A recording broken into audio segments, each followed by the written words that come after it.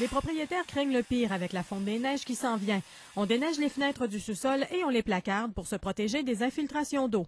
Là, on est après dégager les fenêtres pour pouvoir mettre des plywood dedans pour que quand l'eau monte, retarder l'eau que ça rentre à l'intérieur. Si ça fond tranquillement, on va te sauver.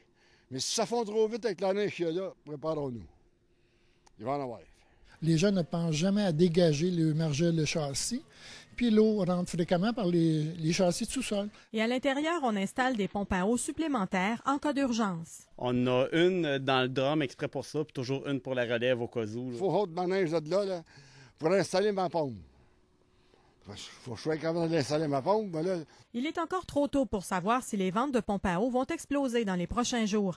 Mais chez les commerçants, on tente d'éviter la pénurie, comme c'est le cas avec les pelles en ce moment. Normalement, vous en tenez une centaine. Habituellement, entre 100 et 150, là, mais cette année, on a quadruplé les commandes, c'est sûr. J'ai déjà une autre commande de fête pour la semaine prochaine, en plus grande quantité. Là. Pendant que certains se préparent au pire, d'autres ont déjà des infiltrations d'eau chez eux. Et les experts en sinistre sont débordés.